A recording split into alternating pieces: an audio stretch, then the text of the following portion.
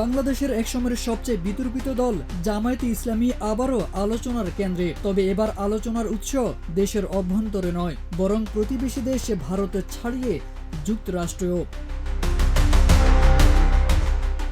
ভারতীয় সংবাদ মাধ্যম এই সময় এক প্রতিবেদনে দাবি করেছে, দীর্ঘদিন ধরেই জামায়াতকে বাংলাদেশের শাসন ক্ষমতায় দেখতে চায় যুক্তরাষ্ট্র।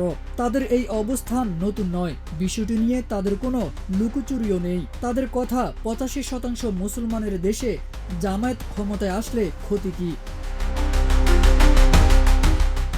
প্রতিবেদনে বলা হয়, যুক্তরাষ্ট্র মনে করে বাংলাদেশের মুসলিম জনসংখ্যার বিশাল সংখ্যাগরিষ্ঠতা রয়েছে। সেক্ষেত্রে একটি শৃঙ্খলাবদ্ধ, শিক্ষিত এবং সুসংগঠিত ইসলামপন্থী দল হিসেবে জামায়াত সরকারে এলে ক্ষতির কিছু নেই, বরং তারা একটি বিকল্প শক্তি হিসেবেই বিবেচিত হতে পারে।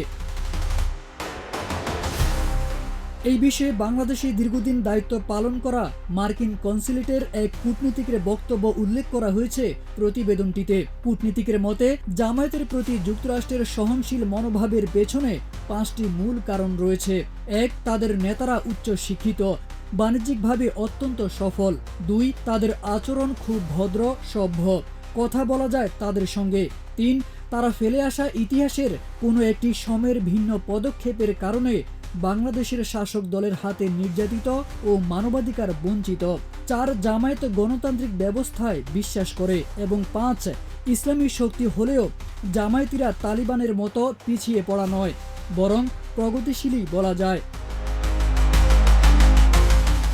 প্রতিবেদনের সবচেয়ে চমকপ্রদ অংশ ছিল ইসলামী ছাত্র শিবির নিয়ে প্রশংসাসূচক আলোচনা। বলা হয়, ডাকসু নির্বাচনে ছাত্র শিবির প্রথমবারের মতো উল্লেখযোগ্য সংখ্যক আসনে জয়ী হয়েছে।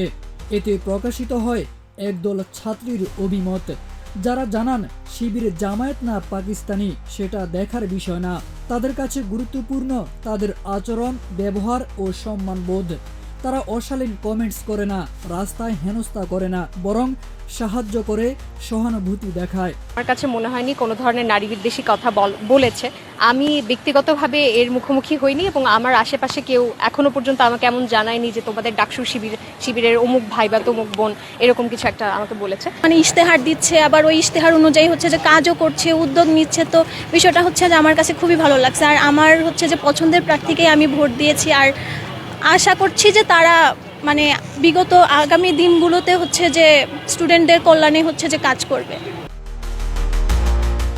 দীর্ঘদিন ধরে জামায়াতের রাজনৈতিক অবস্থানের কঠোর সমালোচক যেই দেশ, সেই দেশের একটি গণমাধ্যম থেকে এমন একটি ইতিবাচক প্রতিবেদন আসা রাজনৈতিকভাবেই অবাক করার মতোই। তবে বাংলাদেশের রাজনীতির পট পরিবর্তনে আন্তর্জাতিক শক্তিগুলোর ভূমিকা ও দৃষ্টিভঙ্গি এখন আরও স্পষ্টভাবে প্রকাশ পাচ্ছে।